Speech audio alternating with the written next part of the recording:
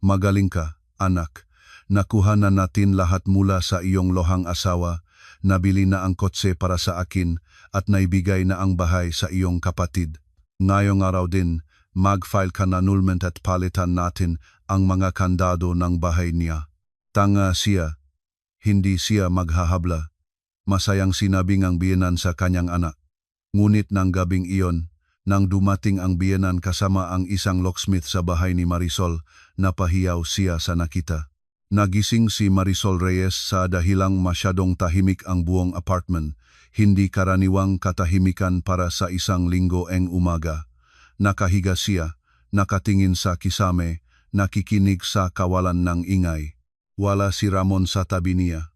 Malamig ang kanyang unan, parang matagal na siyang umalis o hindi talaga natulog.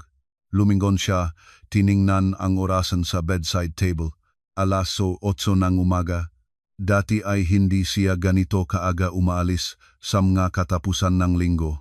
Umupo si Marisol sa kama, pinagapang ang kamay sa mukha, masakit ang ulo sa pagod. Kahapon, bumalik siya mula sa habi-habing trabaho na 6:00 na umaga, bumaksak sa hikan ng hindi man lang nakpalit na damit. 3 oras lang natulog, hindi higit pa. Sa nakalipas na 2 buwan, natuto na siyang matulog sa maikli at kung kailan lang mari. Pangunahing trabaho sa accounting sa isang kumpanya mula 9:00 hanggang 6:00, tuwing Sabado at Linggo. Nagbibigay siyang konsultasyon sa maliit na accounting firm sa Makati at 3 beses sa isang linggo nagtatrabaho siyang gabi sa isang bodega sa Valenzuela. 25,000, 10,000, 8,043 sa isang buwan. Mula roon, 16,000 ang napupunta sa utang, 15 sa bayarin at pagkain. Natitira ang 12,000. Nagdadala si Ramon ng 30,000, ngunit nawawala ito ng hindi maliwanag. Sinasabi niyang para sa gasolina, tanghalian, mga maliit na gastusin. Hindi sinusuri ni Marisol, wala na siyang lakas. Tumayo siya, pumaroon sa kusina, sinindihan ang electric kettle. Maliit ang apartment, masikip, ngunit kanya. 30 metro kwadrado sa Quezon City, 3 palapag ng 5 palapag na gusali, tanawin sa maliit na parke at sa istasyon ng jeepney. Binili ni Marisol ang apartment na ito 7 taon na ang nakakaraan, nagbayad ng home loan sa loob ng 5 taon. Ang huling bayad ay ginawa niya 6 na buwan bago niya nakilala si Ramon. Ipinagmamalaki niya ang tirahan na ito, pinahirapan, sarili niya, kumulo ang kettle. Nahanda siya ng instant coffee, umupo sa mesa, niyakap ng makamay ang tasa. Sa ref, may magnet na may larawan ng kanilang kasal. Si Marisol at Ramon nakatayo sa harap ng isang tagapagkasal sa isang simpleng seremonya sa Maynila, ngumingiti sa kamera. 3 taon na ang nakakaraan iyon. Noon, naniniwala pa siya na magiging mayos ang lahat, na siya ang taong maring pagtatayuan ng buhay matahimik, mabait, maasahan, pagkatapos ang 2 nabigong relasyon kung saan ang malalaki ay lumayas o walang responsibilidad, si Ramon ay parang gantimpala ang kapalaran. Nakilala niya ito sa trabaho. Dumating ito para pumalit sa isang nakasakit na kasamahan sa logistics department. Si Marisol ay nagtatrabaho sa accounting, nakaupo sa maliit na silid kasama ang 2 katrabaho, nagayos ng walang katapusang mga dokumento. Naligaw si Ramon sa pasilyo, naghahanap ng opisinang management, sumilip sa kanila para magtanong. Nalito, may gulong-gulong na buhok at mahiyang ngiti. Bumalik siya pagkatapos ng 1 oras, nagdala ng isang bag ng chicharon bulaklak bilang pasasalamat. Sinabi niya na binili niya ito para sa sarili niya, ngunit hindi naman pala siya mahilig sa ganoong merienda. Tinanggap ni Marisol, ngumiti. Nang gabing iyon, hindi sinasadyang nagtagpo sila sa labas ng gusali, nag-alok siyang samahan siya, pumayag siya. Pagkatapos ng 1 buwan, nagkikita na sila araw-araw. Si Ramon ay tahimik, hindi umiinom, hindi naninigarilyo, mahilig sa OPM at lumang pelikula, tinatawagan ang kanyang ina tuwing gabi. Nagustuhan pa ito ni Marisol. Pamilyang lalaki, maalalahanin sa mga magulang, inakala niyang ganoon din ito sa kanya. Pagkatapos ng 6 na buwan, nagmungkahi ito ng walang maringal na okasyon sa hapunan sa kanyang apartment. Naglabas ng maliit na kahon na may singsing, namula, nautal, nagsabi na gusto nitong mag-asawa, na gusto nito siya, na hindi siya mayaman ngunit masipag. Sinabi ni Marisol ng unang walang pag-alangan, 34 na taon na siya. Gusto niyang katatagan, pamilya, marahil mga anak balang araw. Mo si Ramon. Inorganisa ang kasal ng simple, pinakamalapit lang ng mga kamaanak at kaibigan. Ang mga magulang ni Marisol ay nasa Cebu, hindi makakarating dahil sa operasyon sa pusong kanyang ama. Hindi siya naktampo, naiintindihan niya. Ngunit mula sa panig ni Ramon, dumating ang buong angkan. Ang ina na si Lourdes, ang ama na si Eduardo, ang kapatid na si Christine, isang tita, isang pinsan. Si Lourdes ay dumating sa terno na kulay ube, makulot ang buhok, nakapisil ang manggalabi. Buong gabi siyang nakaupo na may maasim na mukha, paminsan-minsang tumutugon sa mga panauhin. Tumingin siya kay Marisol ng pagtatasang habang parang sinusukat kung karapat-dapat ito sa kanyang anak. Nang opisyal silang ipinakilala, malamig na nagsalita si Lourdes. Kaya, manugang na. Sana hindi mo sasaktan ang aking anak. Ngumiti si Marisol, tumango, nagdesisyong huwag bigyan ng kahulugan. Iba't ibang uringang tao, maring nag-alala lang ang biyenan para sa kanyang anak. Pagkatapos ang seremonya, nagpunta ang mag-asawa sa apartment ni Marisol. Tiningnan ni Lourdes ang apartment sa loob ng 10 minuto, lumakad-lakad sa kwarto, sumilip sa aparador, hinipo ang sofa. Masikip nga, siyempre, sabi niya, nakatayo sa gitnang sala, pero okay na muna ito sa simula. Mabilis na pumasok si Ramon.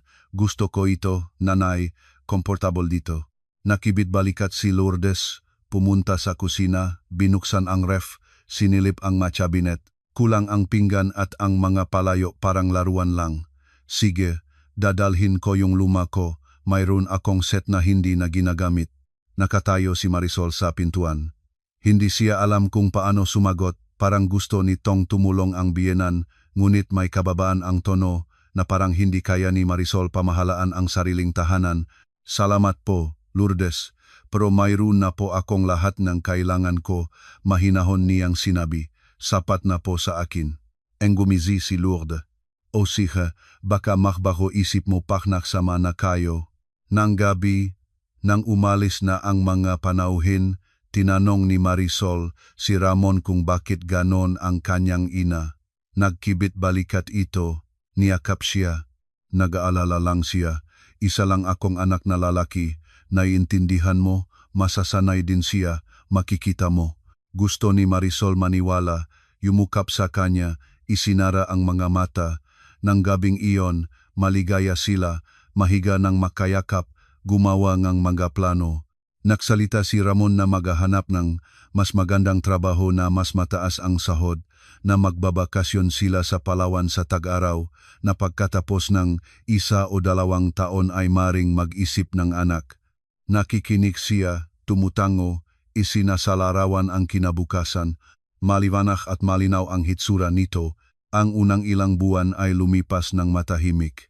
Nagtatrabaho si Ramon bilang sales coordinator sa isang construction company.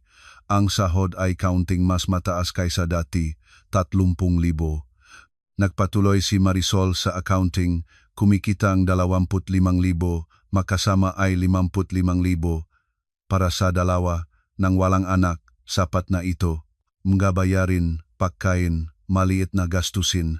May natira pa para makatipid ng kaunti. Bisita si Lourdes isang beses sa isang linggo, tumawak muna bago dumating kasama ang nga supot, minsan nilutong pakain, minsan prutas. Tinatanggap ni Marisol ang maito, nagpapasalamat. Naupo ang biyenan sa sofa, umiinom ng tsaa, nakikipag-usap sa anak. Si Marisol ay hindi masyadong kailangang makisali sa mga pag-uusap, ngunit hindi rin lantarang binabalewala. Tinatanong siya tungkol sa trabaho, tumutugon, pagkatapos ay lilipat kay Ramon. Kumusta ang kumpanya? Mayos ang boss. Hindi ka pinapagtrabaho ng labis? Sumasagot si Ramon. Nakikinig ng mabuti si Lourdes, nagbibigay ng payo. Nakaupo si Marisol sa tabi, tahimik na tinatapusin ang saa. Naramdaman niyang labis, ngunit hindi nagagalit. May sarili silang ugnayan bilang ina at anak, normal iyon. Isang beses, nanatili si Lourdes ng mas matagal kaysa karaniwan. Lumabas si Ramon para bumili ng tinapay, naiwan silang dalawa. Tapusin ni Lourdes ang tasa, inilagay ang tasa, tumingin kay Marisol. Hay, saan mo itinaho ang titulo ng apartment? Nagulat si Marisol. Sa folder, sa aparador. Bakit po? Wala, gusto ko lang malaman. Nakapangalan ba sa iyo ang apartment? Opo, binili ko bago pa kami mag-asawa. Naintindihan ko, tumango si Lourdes. Mabuti, pero rehistrado na si Ramon dito ngayon. Opo, inirehistro ko kaagad pagkatapos NG Kazaw. Magaling. Ngayon kaya ay mayroon din siyang karapatan. Maganda ito para sa isang pamilya. Hindi maintindihan ni Marisol ang kahahantungan ng usapan, ngunit tahimik na lang siya. Tumayo si Lourdes, kinuha ang bag, umalis. Nanatili si Marisol na nakaupo sa kusina, nakatingin sa labas ng bintana. May kumukurot sa kanya sa mga salitang ang biyenan, ngunit hindi niya malaman kung ano. Nag-isip siyang huwag pag-isipan ito. Isang buwan pagkatapos ng pag-uusap na iyon, dumating si Ramon sa bahay na seryoso ang mukha, umupo sa tabi niya, niyakap ang balikat niya. Marisol, kailangan nating pag-usapan. Tungkol sa ano? Ang problema niya, ang kotse niya ay patay na. Lumang sasakyan, 20 taon na iyon, hindi na halos gumagana. Bawat linggo sa shop, ngunit kailangan niyang paraan para makapunta sa trabaho. Hindi komportable ang pampublikong sasakyan, malayo. Nakikinig si Marisol, tumutango, naunawaan kung saan papunta ang usapan. At ano ang gusto mo? Nag-alinlangan si Ramon, hinagod ang lig. Nag-isip kami ni nanay na maring tulungan siyang kaunti. Hindi bago. Siyempre, ngunit kahit pangalawas na maaasahan, 4,500,000, segunda mano na Toyota Vios o Honda City, ngunit maayos. Tahimik si Marisol, mayroon siyang ipon halos 500,000, nagtitipid siya ng 3 taon, balak niyang gamitin para sa pagpapagawang apartment, palitan ang mabintana, i-repaint ang buong unit, ngunit maaari pang maghintay ang mabintana. 500,000, naulit niya, pwede ring mas mababa. 300 hanggang 400 ay mayroon na halos magandang Vios o City. Tumingin si Marisol sa kanya. Nakatingin si Ramon sa kanya ng may pag-asa, may pagkakasala ring ngiti. Naalala niya kung paano nagdala itong merienda sa opisina, kung paano ito nahiyang nagmungkahi, kung paano nito niyayakap siya sa gabi. Naalala niyang ito na ang kanyang pamilya na, at sa isang pamilya, nagtutulungan. Sige, sinabi niya, magbibigay ako ng 400. Sumino ang mukha ni Ramon. Hinalikan niya siya sa niyakap ng mahigpit.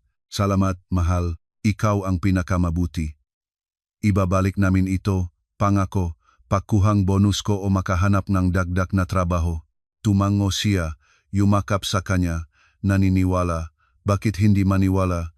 Kinabukasan, kinuha ni Marisol ang pera mula sa savings account. Kinuha ni Ramon ito, pumunta kasama ang ama para pumili ng sasakyan. Nang gabi, tumawag ng masaya.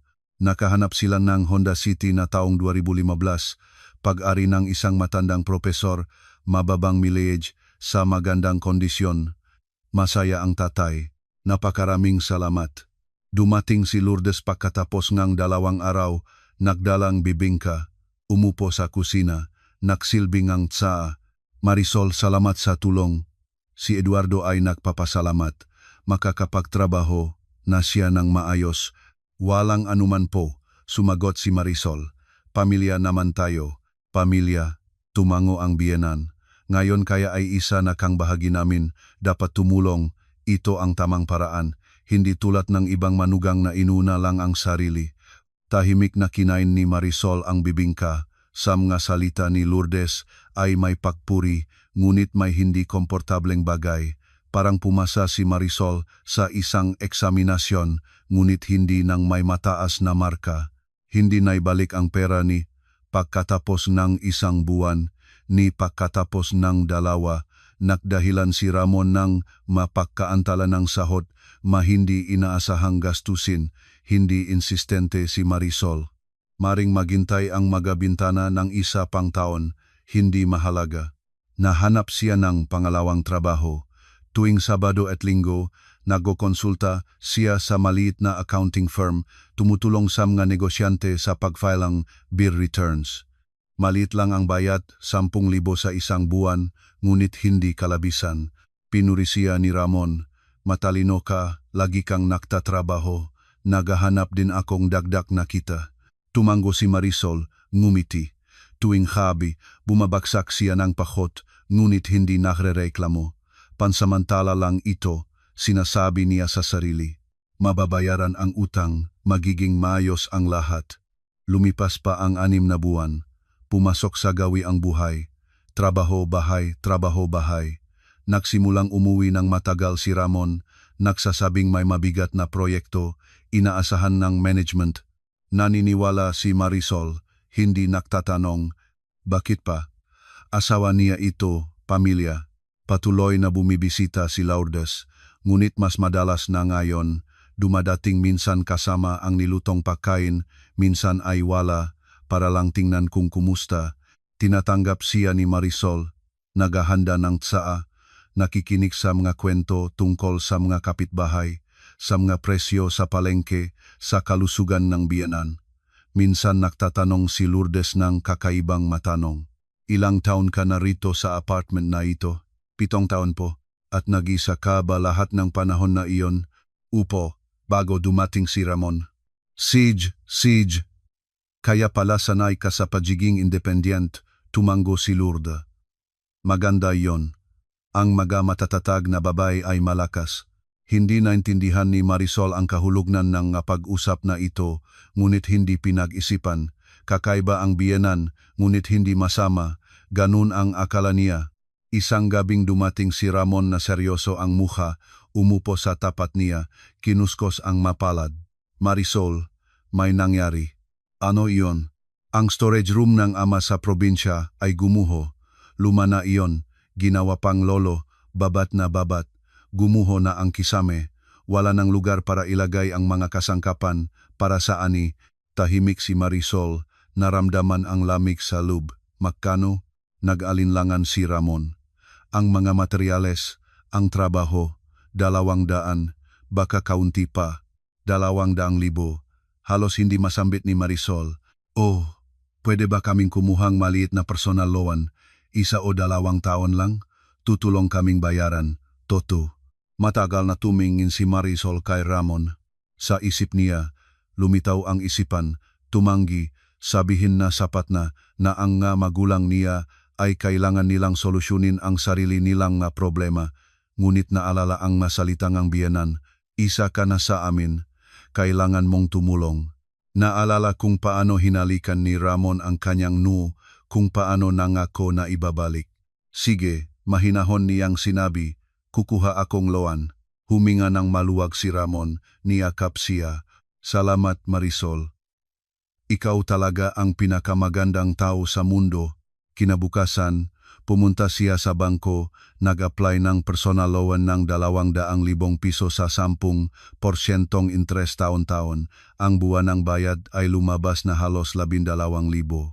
Ito ay higit sa 1/4 kanyang sahod. Ibinigay niya ang pera kay Ramon, dalhin ito sa ina. Pagkatapos ng 1 linggo, tumawag si Lourdes, nagpasalamat ng mainit. "Salamat Marisol. Nagsimula na ang mga manggagawa. Magiging magandang storage room matibay." "Walang anuman," sumagot si Marisol at ibinaba ang telepono. Nang gabi, nakaupo siya sa kusina, binibilang ang gastusin, loan, bayarin, pagkain, pamasahe. Napaka-counting. Natitira. Kailangan ng magtipid sa lahat, damit, libangan, gamit sa banyo. Nagsimulang tumanggi siya sa mga pakikisama sa mga kaibigan. Dati, nagtitipon sila 1 beses sa 1 buwan, pumupunta sa mga kainan sa BGC o sa Tomas Morato na kukuwentuhan tungkol sa buhay. Ngayon, nagdadahilan si Marisol ng pagkaabala, pagod. Nagagalit ang mga kaibigan pagkatapos ay hindi na nag-imbitahan pa, hindi siya lumaban. Wala rin naman pambayad ng restaurant. Napansin ni Ramon na naging mas tahimik siya, ngunit hindi tinanong kung bakit. Siya mismo ay umuwi ng huli, mabilis kumain ng hapunan, humiga agad. Sa mga katapusan ng linggo, pumupunta sa mga magulang, tumutulong sa ama sa bahay. Nag-iisa si Marisol, naglalaba, naglilinis, naglulutong pagkain para sa buong linggo. Minsan nag-isip siya, nasaan na ang pagmamahal na dahilan ko ng mag-asawa? Nasaan na ang mga makasamang gabi, ang mga pag-usap, ang mga plano? Ngunit tinatangay niya ang mainiisip na ito, pansamantala lang, mababayaran ang loan, magiging maayos ang buhay. Lumipas pa ang isang buwan. Isang gabi, nakatayo si Marisol sa kalan, nagpiprito ng tilapia. Nakaupo si Ramon sa mesa, binabasa ang telepono. Tumunog ang kanyang cellphone. Hello nanay. Oh, nandito ako sa bahay. Ano? Sige, tanungin ko. Takip niya ang telepono. Tumingin kay Marisol. Gusto ba ang nanay na dumating bukas? Gusto niyang makita kung kumusta kayo? O naman, hayaan mo siyang pumunta. Sumagot si Marisol, binabago ang tilapia. Dumating si Lourdes kinabukasan ng tanghali. Binuksan ni Marisol ang pintuan, pinapasok siya. Pumasok si Lourdes sa maitim na jacket, may bag sa balikat, tumingin sa apartment, umupo sa sofa. Kumusta kayo? Tanong niya, hinuhubad ang scarf. Mayos po, tumango si Marisol. Talagang maayos? Okay lang naman kayo? O naman, masaya naman. Maganda iyon. Ang loan mo, nababayaran mo sa tamang oras? Nababayaran po. Magaling, tumango si Lourdes. Gusto ko ang mga responsableng tao. Naghihintay akong magaganyan. Tahimik si Marisol, nagsilbing kanin at ulam. Ang biyenan ay kumain ng walang ingay, pagkatapos ay pinunas ang bibig ng tissue, tumingin sa kanya. Huy, nagpaplanong magkaroon ng anak. Nagulat si Marisol. Hindi pa kami nagpaplano. Sinabi ni Ramon baka pagkatapos ng 1 o 2 taon. Tumango si Lourdes, naintindihan ko, kailangan mo na lumago, kaso nandun pa ang loan, trabaho, walang panahon para makaanak. Sinabi niya ito na parang si Marisol ang may kasalanan sa kawalan ng nga apo, na parang siya at hindi ang mapangyayari, ang hadlang. Nginuya ni Marisol ang pagkain ng may pinilit na kalmado, tahimik. Nagpatuloy si Lourdes, alam mo kung ano ang iniisip ko, ayaw mong tulungan ang pamilya ngayong asawa ng buo. Dapat mas marami. Tinago ni Marisol ang damdaman, tahimik lang. Tumadyo si Lourdes, kinuha ang bag. Sige, alis na ako. Isipin mo ang masinabi ko. Sinabayan ni Marisol siya hanggang pintuan, isinara ito pagkatapos. Nanginig ang makamay. Naramdaman niya na may mali, ngunit hindi niya matukoy kung ano. Nagpipilit siyang huwag pag-isipan. Tumawag siya nun sa magulang niya sa Cebu. Pagkatapos ng maikling pag-usap, nagsabi ang ina, Marisol, sigurado ba na minamahal ka niya? Nanatiling tahimik si Marisol sa isang sandali, pagkatapos ay mahinahon siyang sumagot, bakit mo tinatanong iyon, nanay? Dahil ang nagmamahal na asawa ay hindi nagpaparatang sa asawa na makasarili. Nagpoprotekta siya. Hindi sumagot ng matagal si Marisol. Kailangan ko pang pumunta, nanay, kausapin natin mamaya. Ibinaba niya ang telepono, umupo sa kama, nagulo ang isip niya, minamahal ba siya? Hindi niya alam, hindi niya matandaan kung kailan huling niyakap siya ni Ramon ng walang dahilan, kung kailan huling nag-usap-usap sila ng malalim, kung kailan itinanong niya kung kumusta siya hindi bilang formalidad, kundi ng tapat. Tumayo si Marisol, pumunta sa aparador, kinuha ang folder na may mga dokumento, binuksan ang titulong apartment. Nandun ang nakasulat, Marisol Reyes, kanyang sariling pangalan. Pagkatapos ng kasal, hindi niya binago ang pangalan, iniwanan niya ang sarili niyang apelyido, Ang apartment ay nakapangalan sa kanya. Si Ramon ay nairehistro lang doon. Inilagay niya muli ang mga dokumento. Isinara ang folder. Kailangan mag-ingat. Hindi niya alam kung bakit, ngunit naramdaman niyang kailangan. Lumipas pa ang isang linggo. Nang isang gabi ay nakatayo si Ramon sa tapat niya, seryoso ang mukha. Marisol, isang bagay pa. Ano na naman? Si Christine, gusto niyang bumili ang sariling bahay. 31 taon na siya, nakatira pa rin sa magulang namin. Oras na para magkaroon ng sarili. Si Christine, ang kapatid ni Ramon. Nagkita si Marisol sa kanyang ang ilang beses sa mga okasyon, matangkat, manipis, may mahabang may kulay na buhok. Nagtatrabaho bilang sales associate sa isang butik, maliong kita. At maingat na tanong ni Marisol, kailangan niyang tulong. Ang nanay at tatay ay hindi makatulong. Lahat ng pera nila ay napunta na sa property ng bahay. Nag-isip ako na maari ba tayong tumulong. Naramdaman ni Marisol ang lahat ng nag-iipon sa loob niya na nagiinit. Makano? Nag-alinlangan si Ramon. Nakahanap siyang maliit na tsondo sa Pasig City. Isang silid 35 metro kuwadrado, 2,500,000. Kulang siyang 1,000,000. 1,000,000, bahadya niyang nasabi. O, mari ba tayong kumuha ng isa pang loan?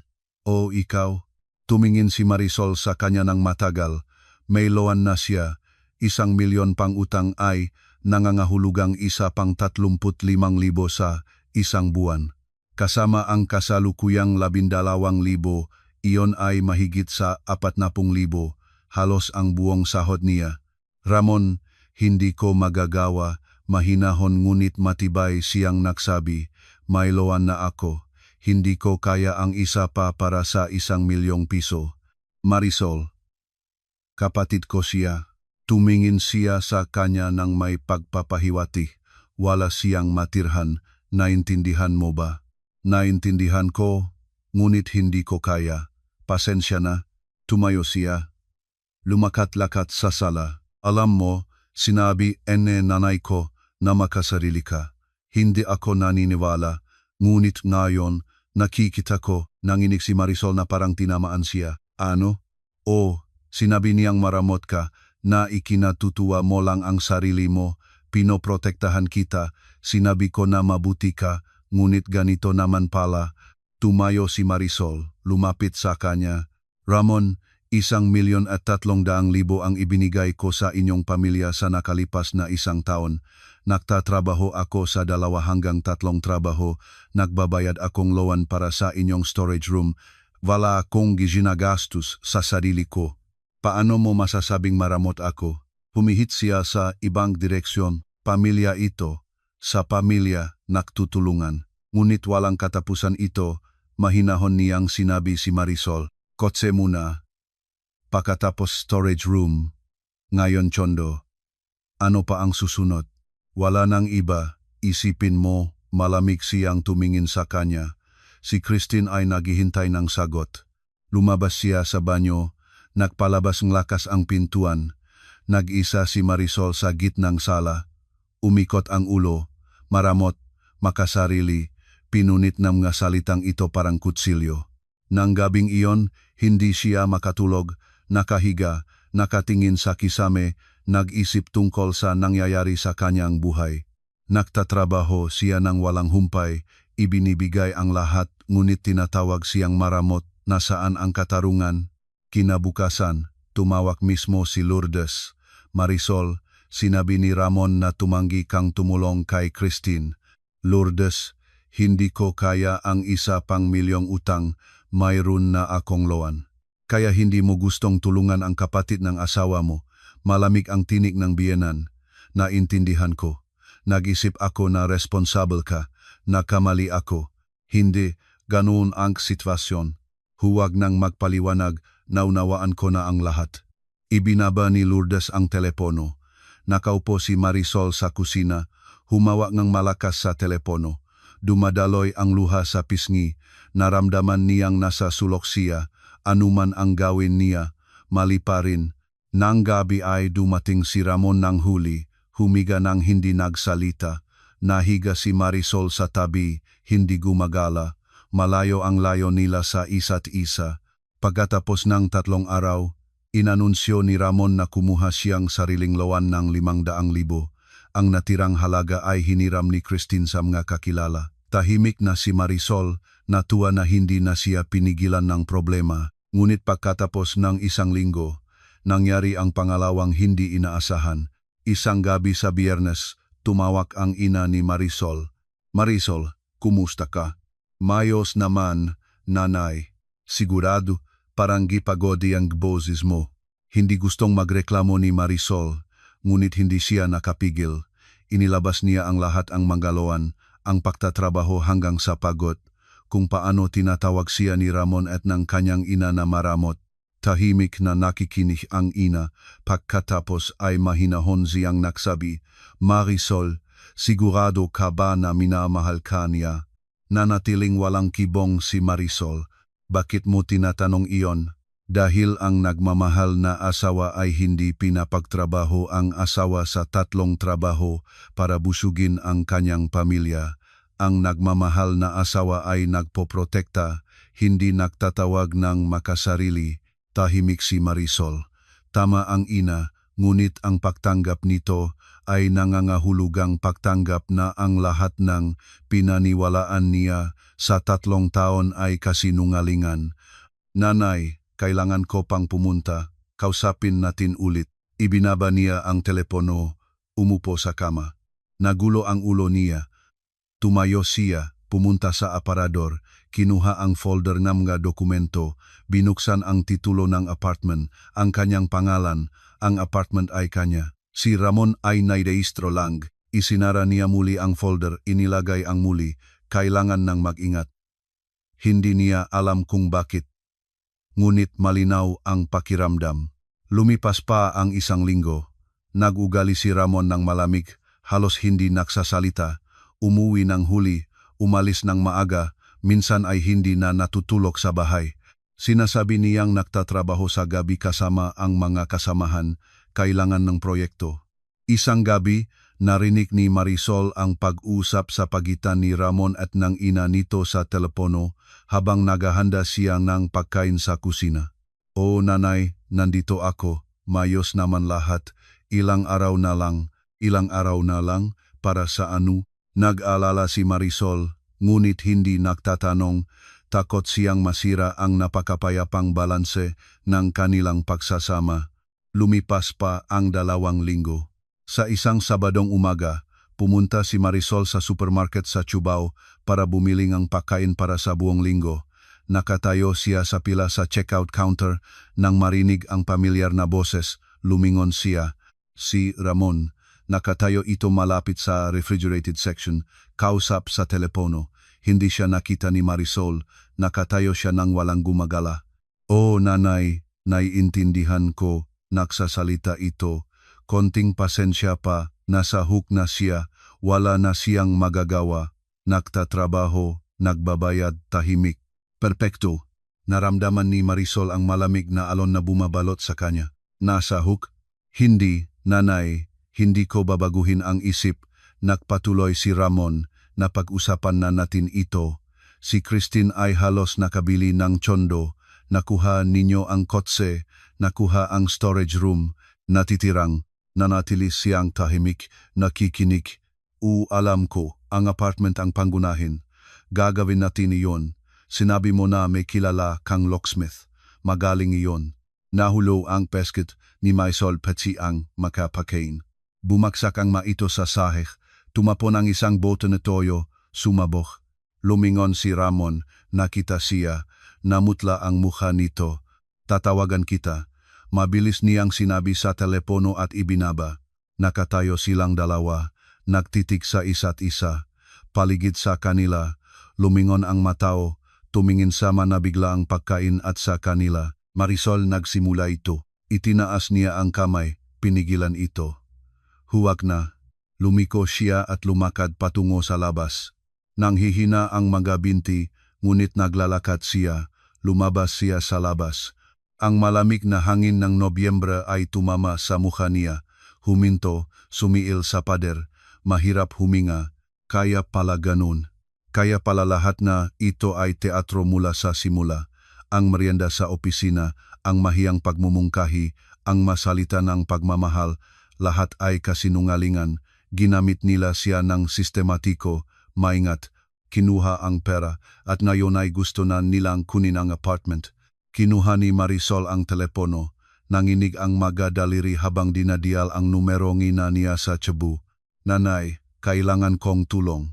Pumunta siya sa Cebu ng araw ding iyon, noong binuksan ngang ina ang pinto niya sa banilad. Maraming kwento, pale ang mukha ngang ina habang nakikinig. Tahimik ang ama, nakakuyom-kuyom ang mga kamao. Marisol, kailangan mong kumilos ng mabilis, sabi ng ina. Nagplaplano sila ng masama, narinig mo mismo, ang apartment ang locksmith. Gusto nilang gawin ang isang bagay sa iyong tirahan. Ngunit paano? Nakapangalan sa akin ang apartment. Nairehistro lang siya. Maring subukang sa hukuman o puwersahin. Kailangan mong abogado. Agad. Nang Lunes, nagpunta si Marisol sa konsultasyon. Ang abogada, isang babaeng mag-40 taon, ay maingat na nakinig sa kanya. Komplikado ang sitwasyon, ngunit hindi walang pag-asa. Ang apartment ay sa iyo, iyan ang pangunahin. Siya ay nairehistro lang. Ngunit kung mag-file siya ng annulment at humingi ng dibisyon ng ari-arian, maring magtagal. Mas mabuting kumilos ka agad. Sinabi mo na nagpaplanong gawin ang isang bagay sa apartment. Pag-usapan natin ang posibilidad. Narinig ko ang usapan. Nagbanggit sila ng locksmith. Maring subukan nilang palitan ang makandado. Illegal, syempre, ngunit maaring subukan. Kailangan mong maingat. Pwede kang mag-file ng reklamo sa pulis, babala tungkol sa posibleng banta. Tumango si Marisol. Gagawin ko iyon. Bumalik siya sa Maynila. Wala si Ramon. Wala na ito ng 3 araw.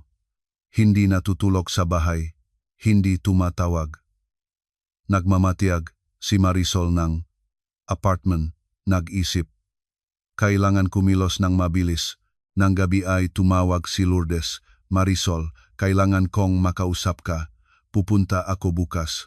Sige po, sumagot si Marisol. Kalmado ang boses.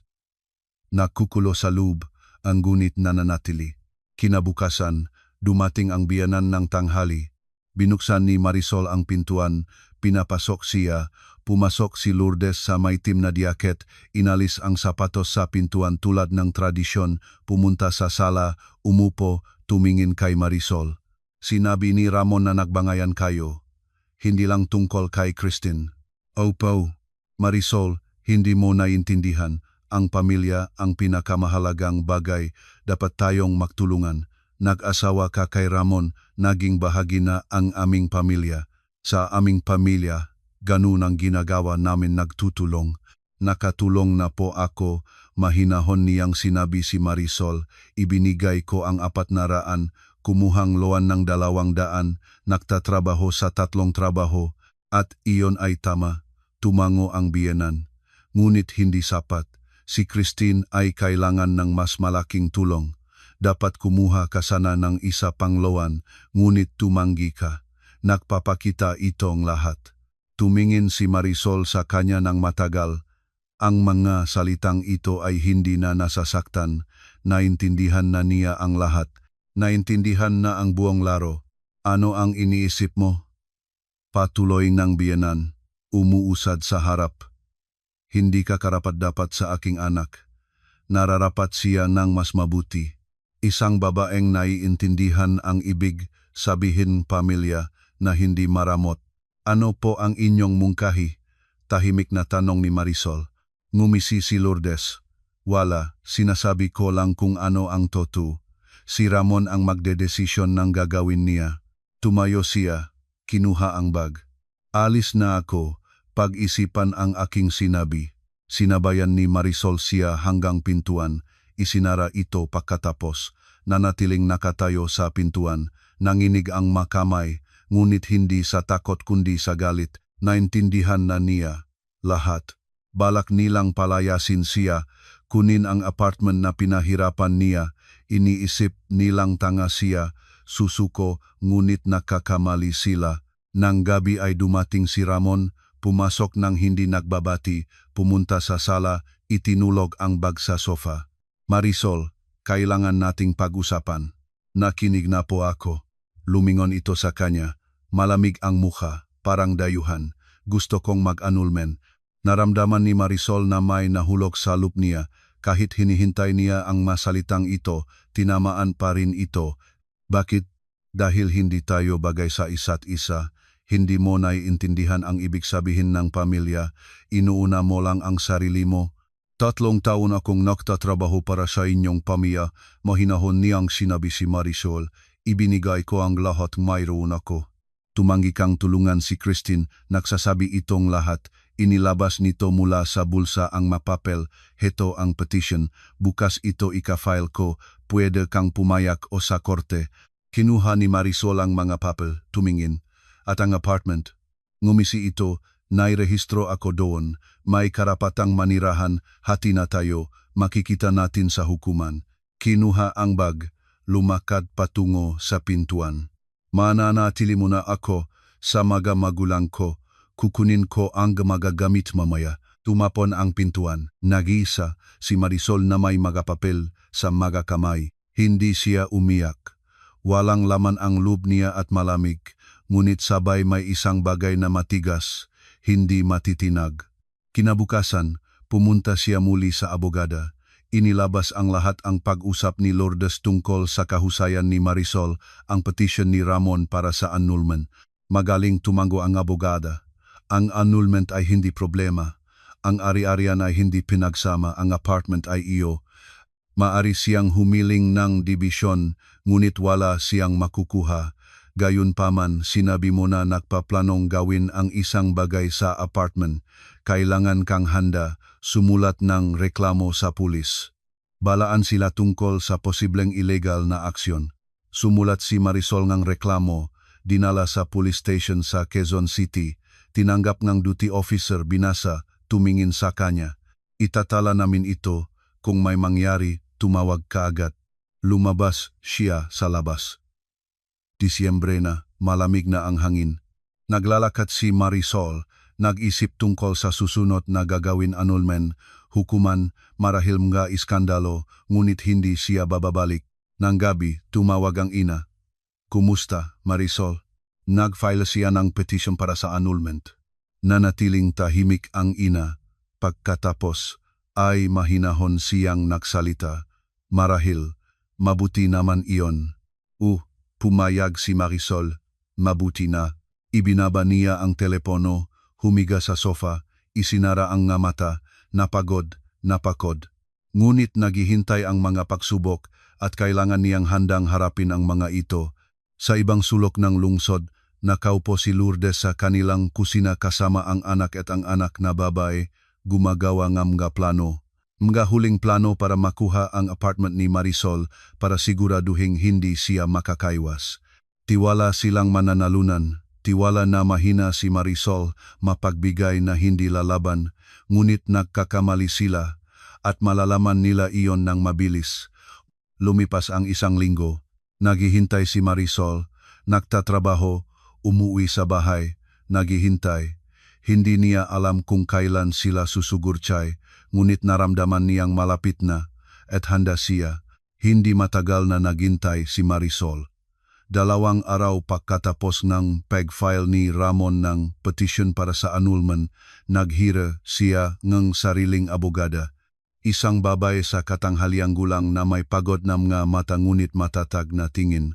Pakaingat na nakinig sa kanyang kwento at maigsi na nagsabi, lalabanan natin ito. Inihanda ng abogada ang isang counter-petition para sa annulment na detalyadong nagpapaliwanag ng lahat ng pangyayari sa loob ng kasal, ng lahat ng pinansyal na kontribusyon ni Marisol sa pamilya ng asawa, ang lahat ng loan. Hiniling na kilalanin ang apartment bilang personal na ari-arian na hindi mapaghahatiang at ide-register si Ramon pagkatapos ng annulment. Susubukan nilang patunayan na ang apartment ay pinahusay gamit ang makasamang pondo, paliwanag ang abogada, na nag-ambag ang asawa. Ihanda ang lahat ng resibo, lahat ng bank statement. Kailangan nating ipakita na ikaw lang ang nagbayad ng lahat ng gastusin. Nagdala si Marisol ng folder nga dokumento. Maresibo para sa muebles, gamit sa bahay, pagkumpuni lahat ay nabili bago ang kasal o gamit ang kanyang pera pagkatapos nito. Wala si Ramon na naglagay ng ₱1 sa apartment. Higit pa riyan, siya ay naglaga na 430 sa kanyang pamilya. Mausay, tumango ang abogada. Mayroon kaming matibay na posisyon, maging maingat lamang kung talagang nakpaplanong gawin ang isang bagay sa apartment, maaring kumilos sila ng mabilis. Bumalik si Marisol sa bahay ng maaga ng gabing iyon. Nandun ang apartment, mayos ang lahat. Pumasok siya, isinara ang pintuan, nakaupo sa sofa, huminga, nagingat hanggang mayos, ngunit ang kapayapaan ay mapanlinlang. Kinabukasan, sa Huwebes, nagtatrabaho si Marisol hanggang alas 6 ng hapon, tulad ng karaniwan. Lumabas ng opisina, sumakay ng erte, nakawi siya, nakatingin sa labas ng bintana. Disyembre ay makulimlim, maaga na nagdidilim, nagniningning ang makalye ng mailaw. Nakmamadali ang matao, may dala-dalang mga bag. Lumabas si Marisol sa kanyang hintuan, lumakat sa bakuran at doon nakita niya ang sasakyan, ang pamilyar na Honda City, pilak, nakaparada sa harap ng building, ang dating binili gamit ang pera niya para sa ama ni Ramon. Huminto si Marisol sa paglalakad, tinitigan. Walang tao sa loob ng sasakyan, kaya nandun si Eduardo sa building. Bakit? Umakyat siya sa ikatlong palapak. Walang tao sa pasilyo. Ang pintong kanyang apartment ay sarado. Kinuha ni Marisol ang masusi, isinali sa kandado, hiniling, bumukas ng normal ang kandado. Pumasok siya, sinindihan ang ilaw, mayos ang lahat. Sa sala, tahimik, sa kusina rin, ngunit may pakiramdam na may naroroon o sa akala niya. Lumakat si Marisol sa buong apartment, tiningnan ang mabintana, makabinet. Walang nawala, ang mga dokumento ay nasa lugar pa rin. Kinuha niya ang folder mula sa aparador, binilang ang pahina, titulo ng apartment, deed of sale, masertipikado, lahat nandun. Inilagay niya muli ang folder, isinara ang aparador. Kailangan ilipat ang mga dokumento mula sa bahay, dalhin sa mga magulang o sa bank safety deposit box. Bukas gagawin niya iyon. Nang gabi ay tumawag si Ramon, ang unang beses sa isang linggo. Marisol, kailangan ko kunin ang magamit ko. Kailan pwede? Bukas ne gabi. Pumunta ka ne alas 7. Sige. Ibinaba niya ang telepono nang hindi nakpaalam. Napag-isipan ni Marisol ang telepono, nag-isip, ang magamit, kaunti lang ang mayroon siya sa bahay. Magadamit, ilang libro, charger, mapag-impak lahat sa kalahating oras. Bakit kailangan pa pumunta? Humiga siya ng matagal. Nagpupulupot, puno nga iniisip ang ulo. Anong gagawin nila? Kailan sila susugurchay? Naramdaman niyang malapit na ang isang bagay, napakalapit na. Kinabukasan ng Biyernes, nagising si Marisol ng maaga, nagbihis, kinuha ang folder ng madokumento, nagdesisyon na dumaan sa mga magulang bago magtrabaho, mag-iwan sa kanila. Mas ligtas iyon. Ang mga magulang ni Marisol ay nakatira sa kabilang dulong lungsod, sa Caloocan, sa isang matandang townhouse. Binuksan ng ama ang pintuan, nagulat. Marisol, ano nangyari? Tatay, maari ko bang iwanan ang mga dokumentong apartment sa inyo? Natatakot ako na baka may gawin sila. Kinuha nga ama ang folder, tumango. Siyempre, itatago namin, huwag kang mag-alala. Lumabas ang ina mula sa kusina, niyakap siya. Marisol, marahil manirahan ka muna dito hanggang maging maayos ang lahat. Umiling si Marisol. Hindi nanay, hindi aalis sa aking apartment. Ito ang aking tahanan. Hindi ko pahihintulutang kunin nila ito. Matagal na tumingin ang ina sa kanya. Pagkatapos ay tumango. Sige, ngunit maging maingat. Tumawag kung may mangyari. Umalis si Marisol para magtrabaho. Lumipas ang araw parang nasa ulap. Mekanikal siyang nag-ayos ng mga dokumento, nagbalanse ng mga account, sumagot sa mga tawag, tinanong ng mga katrabaho kung maayos siya. Sumagot siyang pagod lang. Sa alas 6 ne hapon, lumabas siya ne opisina, umuwi, 1 oras sa lerete at jeepney. Sa alas 7 na gabi, dapat dumating si Ramon. Umakyat siya sa ikatlong palapag, binuksan ang pinto, walang laman ang apartment. Nagbihis si Marisol, pumunta sa kusina, pinanit ang kinain, umupo sa mesa, naghintay. Sa alas 7:15, tumunog ang intercom. Heto na ako. Buksan mo. Tinig ni Ramon. Pinindot ni Marisol ang button, binuksan ang pintuan ng building, pumunta sa kanyang pintuan, binuksan ito ang gunit iniwan ang security chain, naghintay. Pagkatapos ang 1 minuto, umakyat si Ramon, nag-iisa, kumatok, binuksan niya, pumasok ito nang hindi nagbabati. May hawak na walang laman na bag para sa mga gamit. Magamit mo na sa aparador, sinabi ni Marisol. Inimpak ko na. Pumunta ito sa kwarto, binuksan ang aparador, kinuha ang bag, nagsimulang mag-impak. Nakatayo si Marisol sa pintuan, nanonood. Nagtatrabaho ito ng walang ingay, mobilis, inilagay ang mga damit, sapatos, charger. Isinara ang bag, itinayo, lumingon sa kanya. Pumunta sa pintuan, huminto sa pintuan, lumingon ng kakaiba, parang gusto itong magsalita ngunit nagbago ngang isip. Marisol, talagang iniisip mo na ganong kasimple ang lahat. Natigil siya, anong ibig mong sabihin? Wala, sinasabi ko lang, ngumisi ito, makita-kita tayo sa hukuman. Lumabas ito, tumapon ang pintuan, nanatiling nakatayo si Marisol sa pintuan. Mabilis ang tibok ng puso, anong ibig sabihin nito? Bantaom nga salita lang. Isinara niya ang pintuan, nilagyan ng kandado, chain, at deadbolt. Pumunta sa kusina, umupo sa mesa, nanjinigan magakamay. Nagbuhos siyang tsaa, sinubukan ito ng biglaan, nagsunok ito sa lalamunan. Sige, magpakalma. Kinuha nito ang magamit at umalis. Wala na itong dito. Ngayon, hukuman na lang. Ngunit may nagpapababa sa loob niya na nagsasabing hindi ganun kasimple na ito ay reconnaissance. Ang huling pagsuri bago sumasalakay.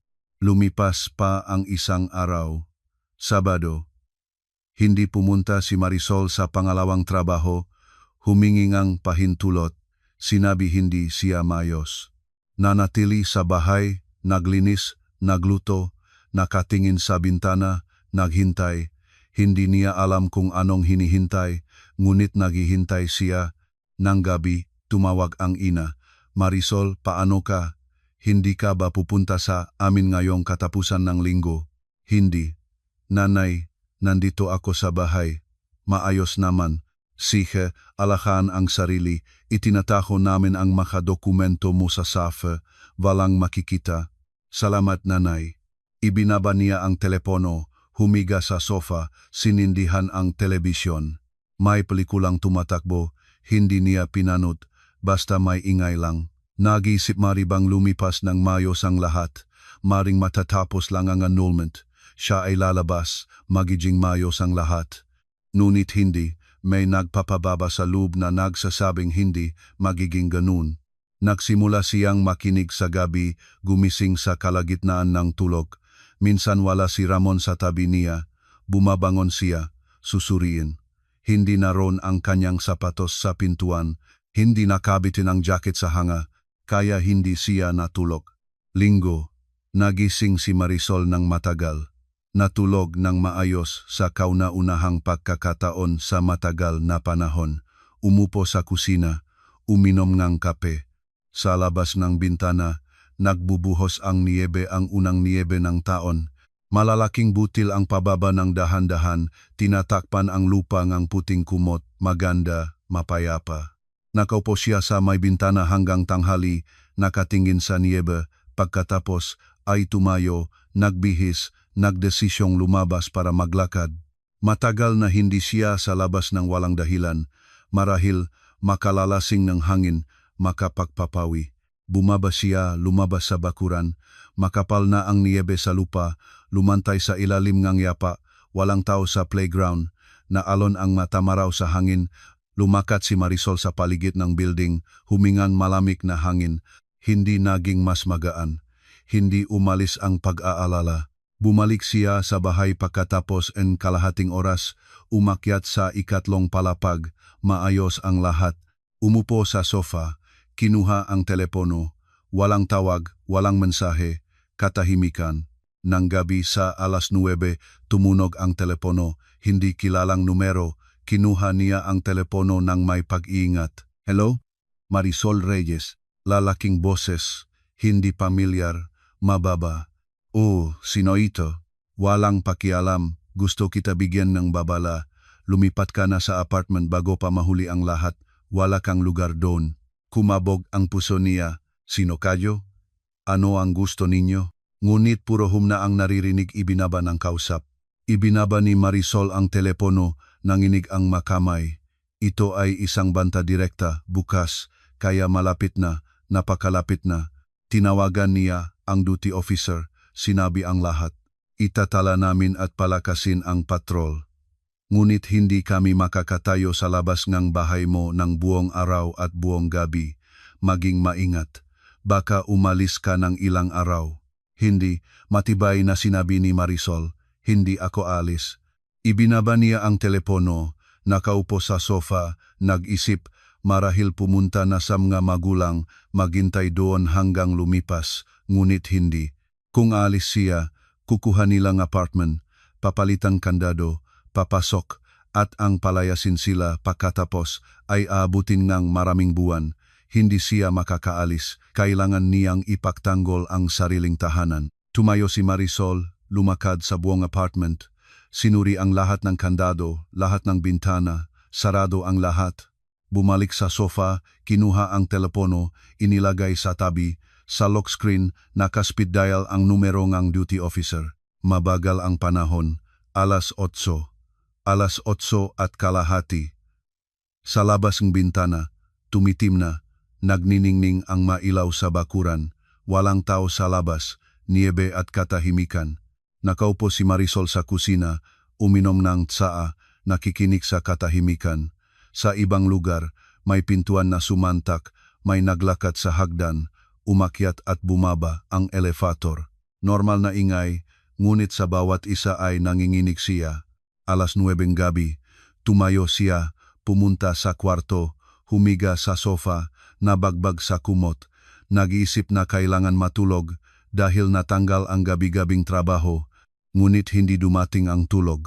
Nakahiga siya, nakatingin sa kisame, pakikinig sa mga tunog. Sa ibang lugar, may pintuan na tumantak, may naglakad sa hagdan, elevator, pataas at pababa. Normal na mga tunog, ngunit sa bawat isa ay nanginginig siya. Sa kalahating sampung, nakarinig siyang isang tunog. Hindi malakas, ngunit malinaw. May umakyat sa hagdan, mga hakbang, ilang tao, huminto sa kanyang palapag. Sa kanyang palapag, nanatiling walang galaw si Marisol, nakikinig, katahimikan, pagkatapos, tinig mababa, napipi. Hindi niya naintindihan ang mga salita, ngunit isang tinig ay pamilyar, babae, si Lourdes.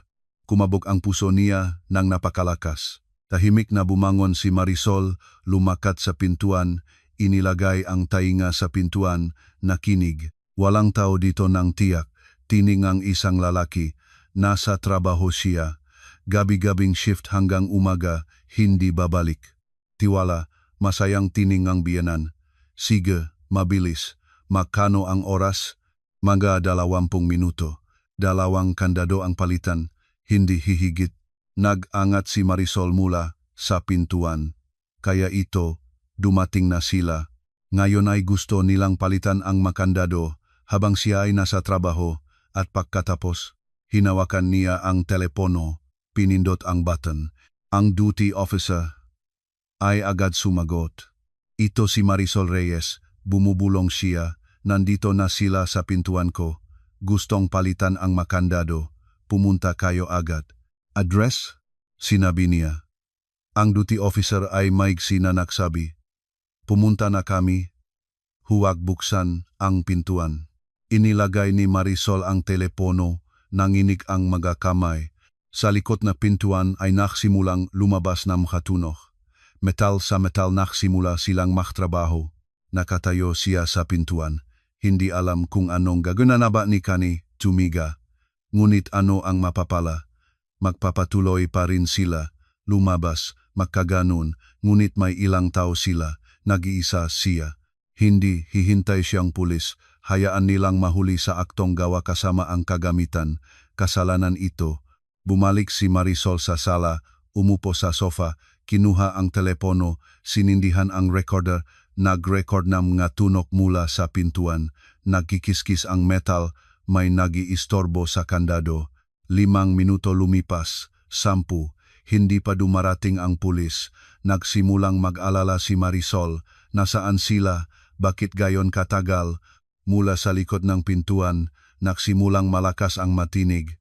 Kumusta na? Tinig ni Lourdes. Halos na, konti pa. Magmadali, hindi ako komportable, masyadong tahimik. Tumayo si Marisol, lumakat sa pintuan. Marahil sabihin na siya ay nandito, hayaan silang umalis. Ngunit hindi, kailangan nilang mahuling pulis. Nakatayo siya malapit sa pintuan, nakihinga, nakikinig at doon narinig ang isa pang tinig, lalaking bata, si Ramon. Nanay, sigurado kang wala siya? Siyempre, nagtanong ako mismo. May gabi-gabing trabaho sa Biyernes, sa bodega, hanggang alas 6 kang umaga. At kung umuwi siya ng maaga, hindi siya uwi. Nagtatrabaho siya hanggang umaga. Sinabi ko, isinara ng Marisol ang mga mata. Pinag-aralan nila ang kanyang schedule, pinili ang tamang oras, inakala nilang siya ay sa bodega. Ngunit natanggal ang shift at nandun siya, nakikinig kung paano nila binabali ang kandado ng sarili niyang apartment. Nasaan ang pulis? 5 minuto pa lumipas, mas malakas ang tunog sa likod ng pintuan. Ito na, isang kandado tapos na. Ang panggalawa, mabilis. Naramdaman ni Marisol ang lahat sa loob niya ay nakukulo. Binabali nila ang kandado ng niyang apartment. Pinahirapan niya ito. Binayarang 5 taon, inilaga ang kaluluwa niya. Paano nila mapangangahasang gawin ito? Nagpatuloy siyang makinig at doon narinig ang tinig ni Ramon ng asawa niya. Magaling, nanay, ayon sa plano. Magaling anak, masaya si Lourdes. Nakuha na natin ang lahat mula sa iyong lohang asawa. Nabili na ang kotse, naibigay na ang kondo kay Christine. Ngayon mag-file na enja, anulmo at palitan natin ang mga kandado enja bahay niya. Tangga siya, hindi siya mag-aabla. O nga, ngumisi si Ramon, naniniwala siya sa lahat. Kahit kumuha pang lawan para sa aming storage room, ganon tangga na talaga at magandang apartment pa ito di matagal magiging atin na. Isinara ni Marisol ang mga mata, pumirsing sa kanya ang sakit, kaya ganon, kasinungalingan mula sa simula, lahat, at noon, parang tugon sa kanyang nga iniisip mula sa ibaba, narinig ang matunog, tumapon ang pintuan ng building, mga tinig, pagtapa ang paa sa hagdan, maraming paa, hinto, pulis. Sa likod ng pintuan, nakagulo, nayak si Lourdes, may sumigaw ng takbo, may nagtapon ng kagamitan, dumapak ito sa sahig. Binuksan ni Marisol ang pintuan. Sa pasilyo ay nakatayo ang apat. Si Lourdes sa kanyang maitim na jacket, putla ang muka, distortadong muka. Si Ramon, maputla, may malaking mata. Hindi pamilyar na lalaki ang locksmith, mayroon pang drill sa kamay, at isa pang tao, nakatayo sa ilalim, si Eduardo, ang ama ni Ramon. Umakyat sa hagdan ang 3 pulis, 2 lalaki at 1 babae. Iniutos ng nangunguna, hinto, makamay sa nakikita. Lumadyo si Lourdes sa dingding. Ano, sino kayo? Wala kaming ginawa. Mga ide, may sinasinabing pulis. Lahat. Inilabas ni Ramon ang pasaporte, ibinigay. Sinuring ang pulis, dumaan sa mga mata. Kayo ay nakarehistrong sa address na ito? Oh, at ano ang ginagawa ninyo dito? Tahimik si Ramon, hindi alam kung ano ang sasabihin. Tumingin ang pulis sa locksmith. At kayo? Sino kayo? Nagaatubili ang locksmith. Tinanggap ko trabaho para palitan ang mga kandado. Sa kahilingan ni sino? Itinuturo NJ Locksmith, si Lourdes. Yung babae. Lumingon ang pulis sa biyenan. Mga ID ninyo. Inilabas ni Lourdes ang pasaporte, ibinigay. Nangginginig ang mga kamay, sinuring ng pulis. Kayo ay wala sa rehistro dito, hindi kayo nakatira dito. Bakit sinusubukan ninyong palitan ang makandado? Ito ang apartment ng anak ko. Nautal si Lourdes. Nakarehistrong siya, kaya ang rehistro ay hindi nagbibigay karapatang palitan ang makandado nang walang pahintulot ng may-ari. Tumingin ang pulis kay Marisol. Kayo ang may-ari. O, matibay na sinabi ni Marisol. Ako, ang apartment ay akin. Hindi ko sila hinihingi na palitan ang makandado. Wala akong alam na darating sila. Binigyan ninyo bang pahintulot ang pagpapalit ng makandado? Wala. Tumango ang pulis, lumingon sa biyenan. Kaya, sinubukan ninyong pumasok ng ilegal sa pabahay ng ibang tao. Ito ay Seksyon 280 gram, Revised Penal Code. Namutla si Lourdes. Nunit nakarehistro ang anak ko, kaming pamilya. Ang rehistro ay hindi nagbibigay ng karapatang palitan ang nakandado ng walang pahintulot ng may-ari. Nilabak ninyo ang batas. Inilabas ng pulis ang radyo, nagsabi ng ilang bagay. Pagkatapos ng 1 minuto, umakyat pa ang 2 pulis. Iniutos ng nangunguna, dakpin ang lahat, gawin ang record, dalhin sa station. Nagiyak si Lourdes, literal na nagiyak, tulad ng isang inahing daga na nasilo. Hindi ninyo kaya iyon, wala akong ginawa. Siya ang nagparatang sa amin. Nakatingin si Marisol sa kanya ng walang emosyon, walang galit, walang awa. Malamig na ginhawa lang, tapos nahuli sila. Nagsimulang gawin ang record ng mga pulis, inilatala ang datos. Nagpatuloy na sumigaw si Lourdes, kumukuyat ng mga braso. Nakatayo si Ramon na nakayuko, hindi tinitignan ang sinuman. Tahimik din si Eduardo, nakatingin sa saig. Sinusubukan ng locksmith na makpaliwanag, nagsasabing tinawag siya, wala siyang alam. Nakatayo si Marisol sa pintuan ng kanyang apartment, yakap ang sarili. Nanginginig siya hindi sa lamig, sa nerbiyos. Napabilis ang lahat ng ito. Ilang sandali lang ang nakaraan, pinuputol nila ang kandado at ngayon ay ginagabayan sila ng kamay ng pulis. Lumapit sa kanya ang isa sa mga pulis. Kailangan mong pumunta sa station, magbigay ng salaysay, bukas ngang umaga pwede. Oh, gagawin namin ang inspection ng lugar, pumayag ka ba? Siyempre. Sinuringam ga pulis ang pasilyo, kinuhang litrato ang kandado, mga kagamitan na itinulog ng locksmith lahat ay naitala. Pagkatapos ay inalis ang mga detenido. Lumakat si Lourdes ng huli, pabaling-baling kay Marisol, sumisiga ng ilang bagay, ngunit hindi maririnig ang tinik nito nang bumaba sila sa ibaba. Tumapon ang pintuan ng building. Nagkatahimikan. Nag-isa si Marisol sa pasilyo, nakatingin sa kandado, kalahating nakalisito, nalis ang lock cylinder. Kailangan tumawag ng locksmith, ayusin.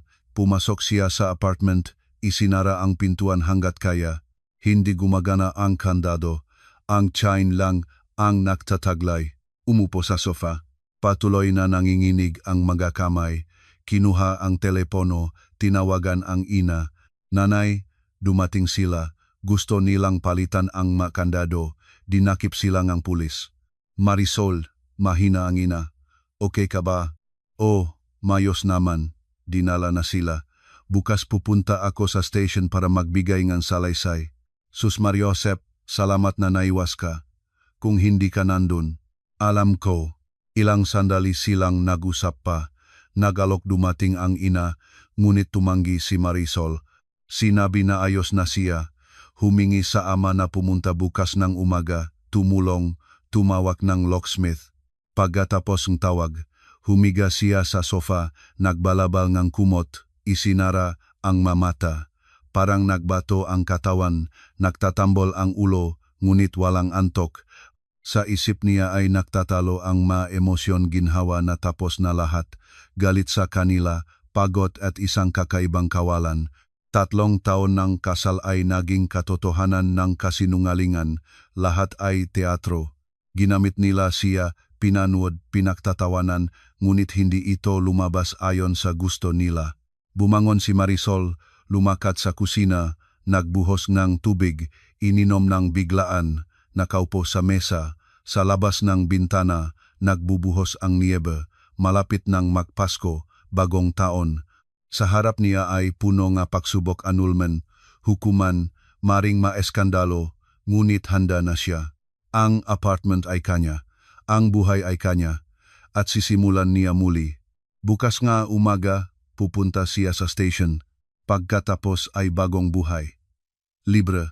Umaga ngang ika-10 Disyembre, natakpuan ni Marisol ang sarili sa mesa na may tasa ngang malakas na kape at tumpok ngang nga dokumento. 4 na oras lang natulog, ngunit kaibang maliwanag ang pakiramdam niya, parang inalis ang napakabigat na pasanin mula sa mga balikat. Sa kauna-unahang pagkakataon sa 3 taon, mari siyang huminga ng malaya. Ang mga dokumento ay maingat na nakaayos sa tumpok. Nga bank statement sa nakalipas na 2 taon, nga resibo nga transfer, nga screenshot na mga mensahe ni Ramon na humihingi ng tulong para sa mga magulang, lahat ng maaring patunayan ang kanyang nga salita. Maingat na nagayos si Marisol NG mangga papel sa mangga folder, naglakip NG mangga sticker na may mangga tala. Sa ika-10 ng umaga, tumawag mula sa NBI. Opisyal na babaeng tinig. Marisol Reyes, investigator ako na si Rivera, kailangan namin ng karagdagang dokumento para sa inyong reklamo, makakaparito ba kayo ngayon? Oh, siyempre, anong oras? Alas 2 NG, apon pwede ba? Darating ako. Nag-impact siya ng mga folder, nagbihis, lumabas ng bahay. Ang mga bagong kandado ay nagniningning sa pintuan, nagbibigay ng kapayapaan. Bumaba siya, lumakad sa bakuran, wala na ang Honda City. Normal ang bakuran, ang parke, mga upuan, nakaparadong masasakyan ng mga residente. Sa NBI field office, dumating si Marisol 15 minuto bago ang nakatakdang oras. Si Investigator Rivera ay lalabas na may maikli gupit at mapanuring tingin, maingat na nakinig, gumagawa ng atala sa notepad. Kaya, sa loob ng 3 taon ng kasal, ibinigay ninyo sa pamilya ng asawa ang 450,000 at kumuha ng personal loan ng 200,000 para sa construction ng storage room sa probinsya nila. Opo, mayroon akong patunay. Inilabas ni Marisol ang mga bank statement sa mesa. Tiningnan ng mabuti ni Rivera, inihambing ang mga petsa. 400,000 na nai-withdraw ng ika-8 Marso 2022. Sa parehong araw, 3 beses na tumawag sa inyo ang asawa. Pagkatapos ay 200,000 ang ika-21 Agosto ng parehong taon. Loan ay na-formalize ang ika-23 ang Agosto. Nagtutugma ang lahat. Hindi ako nagdadagdag ng anuman. Nakikita ko, itinabi ni Rivera ang mga papel.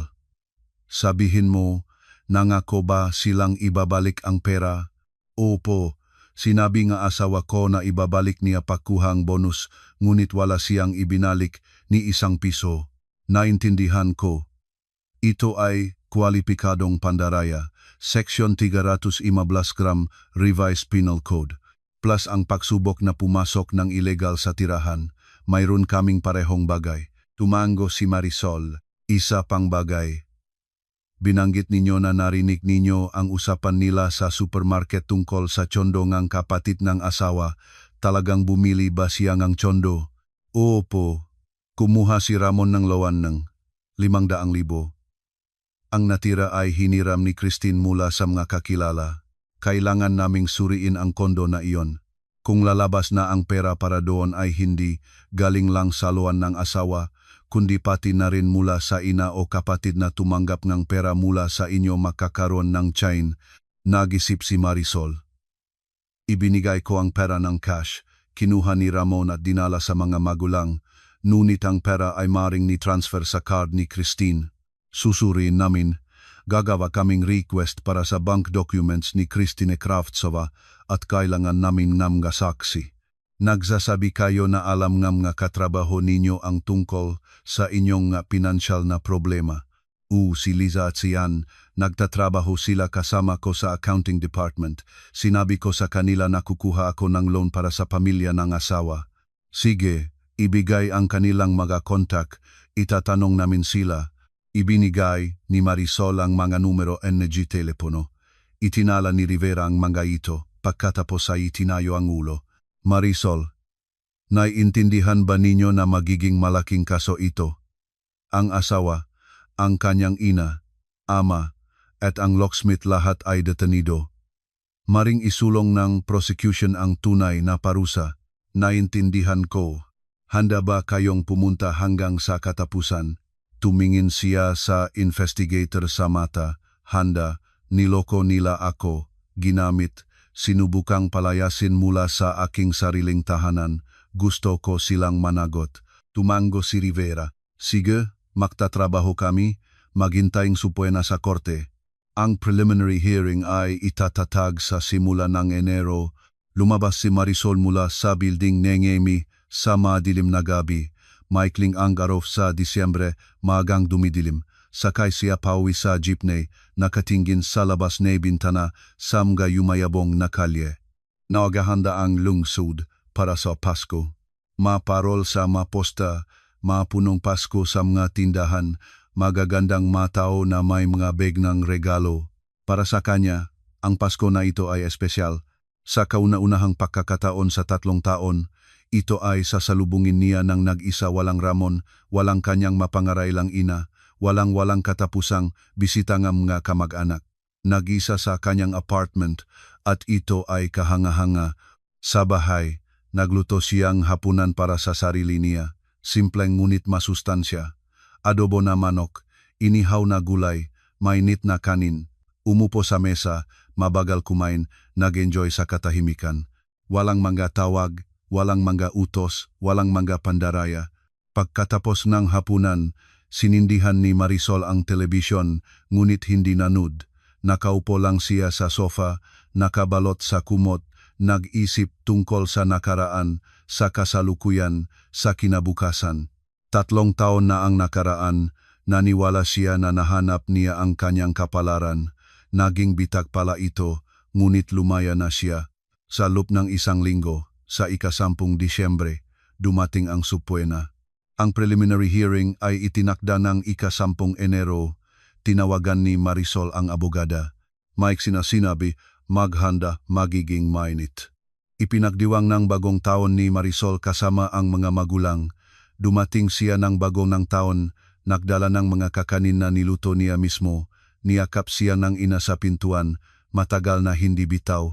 Marisol, napayat ka, kailangan mag-extra meal ka. Ayos naman ako, nanay. 3 silang nakaupo sa mesa, nanonood ng countdown show. Pagkatapos ay lumang mapelikula. Nagbuhos ang amang counting alak. Itinayo ang mga baso. Para sa iyo, anak. Sabi niya, para sa iyong tapang. Uminom si Marisol, ngumiti. Para sa ating pamilya. Nanatili siya para sa gabi. Natulog sa kanyang lumang kwarto sa maliit na higaan kung saan ginugol niya ang kabataan. Nagising ng maaga, 8:00 umaga. Sa labas ng bintana, nagbubuhos ang niyebe ng tahimik at mahinahon. Bagong taon, bagong buhay. Sa ika-1 Enero, naupo sila sa kusina para sa umaga, uminom no kape, naglulutong pandesal ang ina. Nagbabasa ang diaryo ang ama, ordinaryong umaga ang pamilya. Naramdaman ni Marisol ang kanyang sariling ligtas, kailangan.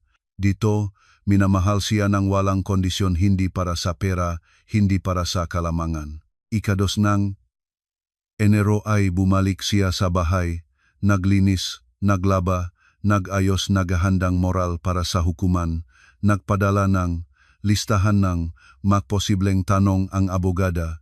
Nag-ehersisyo si Marisol nang masagot ng malakas, nakatayo sa harap ng salamin. Ika-8 ang Enero ay tumawag ang hindi kilalang numero. Nag-ingat si Marisol, ngunit kinuha ang tawag. Hello Marisol, ito si Christine, kapatid ni Ramon. Kumabok ang puso niya. O nakikinig. Mahinahon at nanginginig ang tinig ni Christine. Gusto kong humingi ng tawad. Hindi ko alam na ganon ang gagawin nila sa iyo. Toto, Inakala ko na kusang loob kang tumutulong. Sinabing nanay na pumayak ka.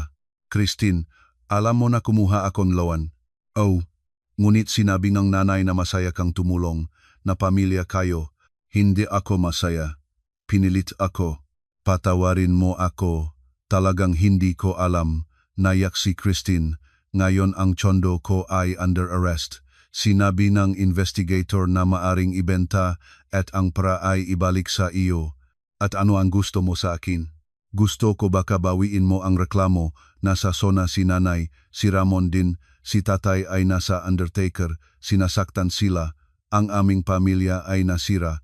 Christina, ngiling-ngilo ni Marisol ang mga ngipin. Kayo ang sumira nito nang nagdesisyon kang dayain ako. Hindi ko mababawi ang reklamo. Desisyon itong prosecutor, hindi nga akin. Ngunit kahit maaari ko, hindi ko kakawin. Ibinaba niya ang telepono, nanginig ang magakamay, umupo sa sofa, nayak si Christine, humihinging tawad, ngunit nagbabago ba ang kahit anong bagay? Hindi. Ika-10 Enero, Miyerkules, dumating si Marisol sa Regional Trial Court ng Quezon City ng alas 9 ng umaga. Matanda ang gusali, mataas ang makisame, at magulong masahig. Naghihintay sa kanya ang abogada sa pintuan. Handa na ba? Oh, pumasok sila sa ika-7 sala. Maliit na kwarto. Mabangko na kahoy. Mesang hukom sa mataas na lugar. Naupo si Marisol sa unang hanay. Inilatag ng abogada ang mapapel sa mesa. Sa alas 9:30, dinala ang mga detenido. Si Lourdes at si Ramon parehong maputla nang hihina. Si Lourdes ay walang makeup, nakasuot ng simpleng damit, gulong-gulong ang buhok, patay ang tingin. Nakatayo si Ramon na nakayuko, hindi itinataas ang mga mata. Tinitigan sila ni Marisol ng walang emosyon, magadayuhan na ito sa kanya. Yung nagdala ng merienda sa opisina, yung mahiyang nakmungkahi matagal na silang nawala, kung ever sila ay naging tunay. Pumasok ang hukom. Isang babaeng may 50 taon, nakasuot ng toga, pagod na mukha, umupo sa mesa, nagsuot ng salamin, binuksan ang kaso. Dinidinig ang kriminal na kaso laban kina Lourdes at Ramon tungkol sa pagtatangkang pumasok ng ilegal sa tirahan at pandaraya sa malaking halaga. Tumayo ang prosecutor. Lalaki sa uniforme, binasa ang akusasyon, matuyo, formal. Mga katotohanan, petsa, halaga. Nakinig si Marisol, nakilala ang kanyang kwento sa formal na mga salita. Sa pamamagitan ng pagdaraya, nakuha nila mula sa biktima na si Reyes ang halagang 450,000 at pinilit siya na kumuha ng personal loan ng 200,000. Pagkatapos ay nagsagawa ang pagtatangka na ilegal na ariin ang kanyang tirahang pabahay. Nakinig ang hukom, tumango. Mga akusado, inamin ba ninyo ang sala? Kumibo si Lourdes, gusto pang magsalita. Pinigilan siyang kanyang abogada, isang batang lalaki sa gusot na Amerikana, ng isang kumpas. Hindi inaamin ng aking kliyente ang pagkakasala. Inaangkin niya na kumilos siya para sa interes ng pamilya nang may pahintulot ng manugang. Kasinungalingan. Tahimik na sinabi ni Marisol. Tumingin sa kanya ang hukom. Ang biktima, magbigayng salaysay. Tumayo si Marisol. Tumango sa kanya ang abogada ng may pagpapalakas ng loob. Pumunta siya sa patunayan, inilagay ang kamay sa gilid ng mesa, nagsalita ng mahinahon, malinaw, walang emosyon. Kwento niya ang lahat mula sa simula. Ang pagtatagpo, ang kasal, ang unang kahilingan ng pera para sa kotse, pangalawa para sa storage room, ang loan, ikatlo para sa tsondo ni Christine, ang pagtanggi niya, ang maawe, ang mapag-aakusa ang pagiging maramot, ang hindi sinasadyang marinig na usapan sa supermarket, ang mabanta sa telepono, ang pagtatangka sa palit ng kandado. Maingat na nakinig ang hukom, gumawang matala, tumango ang prosecutor, nakpalitan ng tingin ang maabogado ng maakusado. Mayroon ba kayong patunay? Tanong ng hukom. Ibinigay ni Marisol ang folder. Inilabas ng abogada sa mesa ang mga bank statement, mga resibo, ang loan agreement, mga screenshot ng mga mensahe. Matagal na tiningnan na hukom ang mangke dokumento, pagkatapos ay itinayo ang ulo. Lahat ng ito ay nagpapatunay ng inyong masalita. Talagang ibinigay ang pera, ang loan ay nakapangalan sa inyo.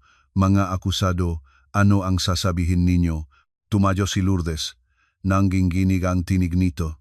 Kusa siyang nagbigay. Pumayag siya. Pamilya kami. Pinilit ba ninyo siya? Tanong ng prosecutor. Hindi. Humingi lang kami. At nang tumanggi siyang tulungan ang inyong anak na babae, tinawag ninyo siyang makasarili. Naitala ito sa salaysay. Ngunit asawa siyang anak ko, obligado. Hindi matibay na sinabi nga hukom. Hindi obligado ang asawa na ibigay ang lahat ng kanyang ipon sa mga magulang ng asawa. Nasa kanya ang karapatang tumulong o hindi. Pinagsamantalahan ninyo ang kanyang tiwala. Umupo si Lourdes. Ibinaba ang ulo, nanginginig ang mga balikat. Tumingin ang hukom kay Ramon. Ikaw, akusado, ano ang sasabihin mo? Itinago ni Ramon ang ulo. Sa kauna-unahang pagkakataon sa buong session, tumingin kay Marisol. Sa mga mata nito ay may sakit, kahihiyan, takot. Nakasala ako. Mahinahon niyang sinabi, mahina ako. Sabi nga nanay ko na tama iyon, na ganon ginagawa ngang lahat. Naniniwala ako sa kanya. Naniwala ka o sumasang-ayon? Tiyak ng prosecutor. Nanatiling tahimik si Ramon. Alam mo ba na niloloko mo ang asawa mo? Pagpause. Pagkatapos, mahinahon. Namutla ang buong sala. Itinago ni Lourdes ang ulo, tumingin sa anak ng may takot. Ano ang iyong sinasabi? Katotohanan, nanay. Nakatingin sa sahig si Ramon. Ginamit namin siya mula sa simula. Ikaw mismo ang nagsabi, humanap ng babaeng may apartment, mag-asawa, kumuha ng pera, pagkatapos kunin ang apartment. Sinabi mo iyon. Naramdaman ni Marisol ang lahat sa loob niya na naglamig. Kaya, kahit ang pagtatagpo ay binalak. Lahat. Hindi ko gusto, nagpatuloy si Ramon, ngunit pinipiga mo. Sinasabi mo na ako ay nabigo kung hindi ko gagawin, na kailangan kong busugin ang pamilya. Pumayag ako. Patawarin mo ako, Marisol. Tumingin ito sa kanya. Pumihit si Marisol. Ayaw niyang makita ang mukha nito. Nagpindot ng martilyo ang hukom. Sapat na, inaamin ng akusadong Ramon ang pagkakasala.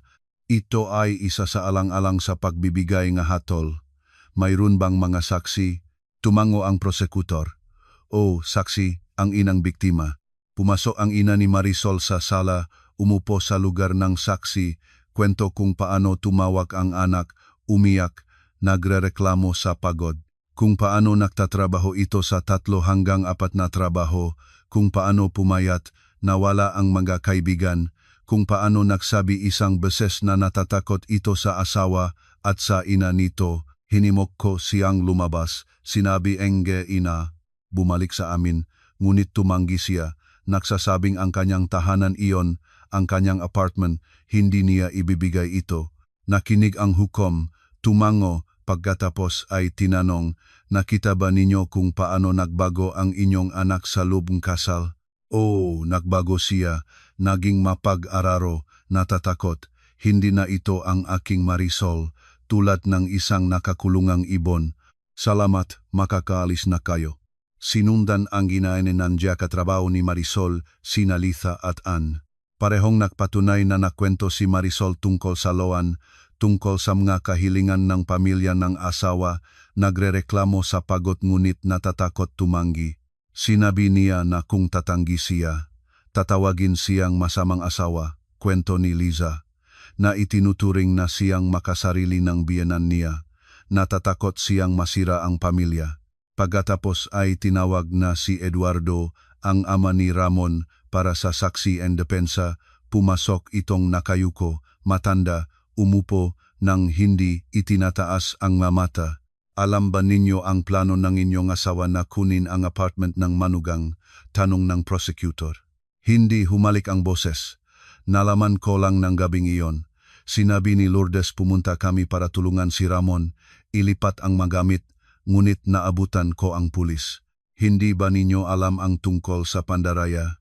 Hindi. Inakala ko na kusanglop nagbibigay ng tulong si Marisol. Wala akong ideya na pinilit siya. Tumango ang prosekutor.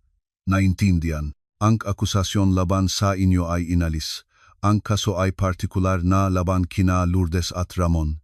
Bumuntong hininga si Eduardo ng may ginhawa. Tumayo, mabilis na lumabas. Inanunsyo NJ hukom, NJ break. Lumabas si Marisol sa pasilyo, umupo sa bench. Naupo ang abogada sa tabi. Kumusta kayo? Mayos. Nagkibit-balikat si Marisol. Mas madali pa kaysa sa inakala ko. Magaling. Ang hukom ay nasa ating panig. Ang pag-amin ni Ramon ay malaking tulong. Makakatanggap sila ng tunay na parusa. Makano? Sa Seksyon 315, pandaraya sa malaking halaga hanggang 8 taon. Sa Seksyon 280, ilegal na pagpasok hanggang 6 na taon. Maari nilang may hatol ang 4 hanggang 6 na taon bawat isa. Tumango si Marisol, 4 hanggang 6 na taon sa kulungan para sa ginawa nila sa kanya. Ipinagpatuloy ang session pagkatapos ng kalahating oras. Narinig ng hukom ang mga argumento ng magkabilang panig. Sinubukan ng abogado ng akusado na makamit ang habag, nagsasabing ang pera ay hindi sa personal na paggamit kundi sa pamilya. Tumutol ang prosecutor, walang kailangang malaman kung saan napunta ang pera. Ang importanteng bagay ay nakuha ito sa pamamagitan ng pandaraya. Nagretiro ang hukom para sa deliberasyon. Nakaupo si Marisol sa sala, nakatingin sa labas ng bintana, nagbubuhos ng niyebe sa labas. Enero ay malamig mahangin, nabubuhay ang lungsod ng walang kaalaman, nagmamalasakit sa nangyayari sa lupngang silang ito. Pagkatapos ng 1 oras, bumalik ang hukom, tumayo, binasa ang hatol.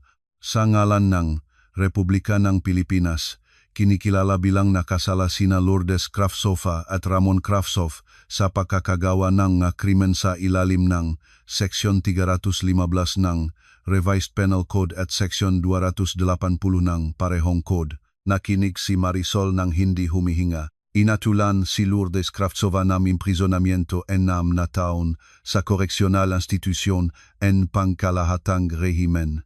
Sumigaw si Lourdes, hinawakan ang puso. Tinulungan siyang security guard.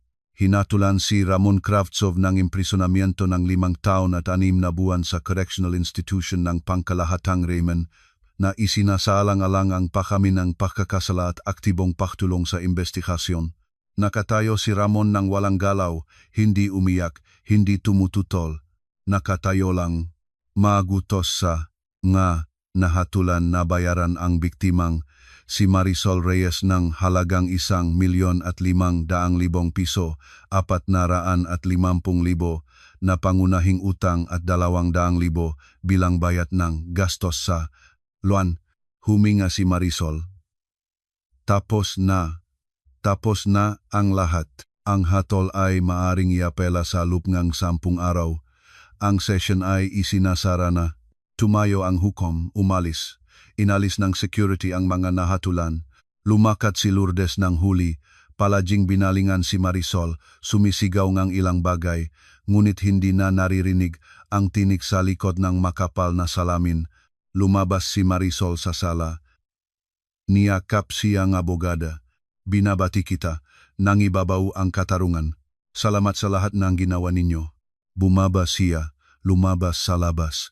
Tumabok ang lamig, ngunit magaan ang pakiramdam, hindi kapanipaniwala na magaan. Parang sinira ang nga tanikala na pumipigil sa kanya sa 3 taon. Naghihintay ang ina sa labas, niyakap ang anak, hinaplos ang likod. Tapos na lahat, Marisol. Tapos na lahat. Nanay, tapos na. Lumakat silang dalawa sa plaza patungong hintuan. Lumantay ang niyebe sa ilalim ng yapa. Lumalakat si Marisol. Humihingang malamig na hangin, sa harapan ay buhay, bago, malinis, malaya. Sa loob ng 1 linggo, tumawag mula sa bangko, sinabi na sa utos ng hukuman, ang bahagi ngang bapondo ay ibabawas mula sa sweldo nga nahatulan bilang kabayaran ng utang. Nugunit aabutin ito NG maraming taon, babala NG empleyado, malit lang ang sweldo nila sa LUBNG pasilidad. Okay lang, sumagot si Marisol. Hihintayin ko. Patuloy siyang nagbabayad ng loan ng mag-isa, 12,000 sa isang buwan, ngunit ngayon ito ay mas madali. Nagbitif siya sa gabi-gabing trabaho, pinananatili lang ang pangunahing trabaho at mga konsultasyon sa katapusan ng linggo, natutulog ng maayos, kumakain ng maayos, nagsimulang mabuhay muli. Sa katapusan ng Enero, tumawag si Christine. Marisol, sinabi ngang investigator na i-arrest ang tsondo ko, ibabenta ito, ang pera ay ibabalik sa iyo. Totoo ba iyon? O ang bahaging pondo para dito ay galing sa ina mo na tinanggap nila mula sa akin sa pamamagitan ng pandaraya.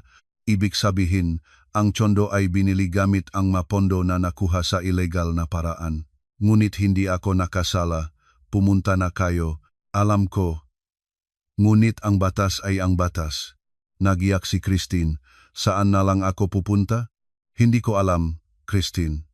Hindi iyon ang problema ko. Ibinaba ni Marisol ang telepono. Walang awa. Nakakuhang tsondo si Christine gamit ang pera ng iba, magbayad na siya ngayon. Sa Pebrero, talagang gina-restang gondo ni Christine. Naibenta ito sa auction para sa 2 milyong piso. Mula roon, 1,500,000 ay inilipat kay Marisol bilang kabayaran ng pinsala. Ang natirang bahagi ay bumalik sa bangko para sa loan ni Ramon at sa mga gastusin ng kaso. Nakatanggap si Marisol nga biso mula sa bangko, binuksan ito, tiningnan ang halaga, 1,500,000 halos lahat ng nawala sa kanya, naupo sa sofa, hawak ang papel sa mga kamay. 3 taon ng pakikipaglaban, 3 taon ng kahihiyan, takot, pagod at ngayon, katarungan, ang pera ay bumalik. Hindi lahat ang 200,000 loan ay binayad niya na mismo. Hindi na may babalik ang perang iyon, ngunit ang pangunahing utang ay bayad na. Pumunta siya sa bangko ng may hawak na pera, buong halaga ng natitirang loan. Pinaisahan ang buong halaga sa isang pagbabayad. Nagprint ang sertipiko ang empleyada.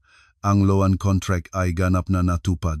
Walang natitirang utang. Kinuha ni Marisol ang sertipiko, lumabas ng bangko, umupo sa bench, nakaupong 5 minuto lang, malaya. Walang utang sa sinuman. Ang apartment ay kanya, ang pera ay kanya, ang buhay ay kanya. Sa Marso, dumating ang abisong annulment. Ang kasal ay naaprubahan korte. Ang apeluido ay pinanatili niya Reyes. Hindi kailanman binago ito. Ang ari-arian ay hindi hinati. Lahat ay nanatili sa kanya. Si Ramon ay na-deregister mula sa apartment ayon sa utos ng hukuman. Ngayon, siya lang ang nakarehistrong doon, ang nag-iisang may-ari ng kanyang tahanan.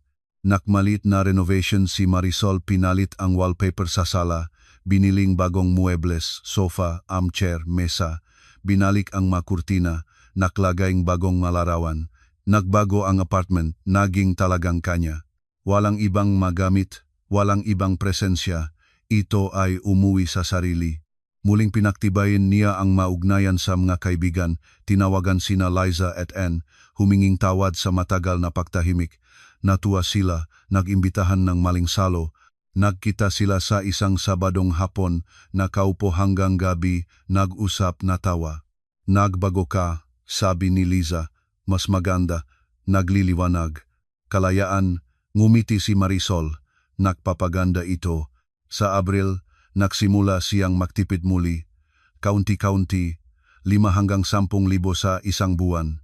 Nang walang loan, natitira ang mas marami, nangangarap ngang bakasyon sa tag-araw, matagal na hindi siya sa dagat.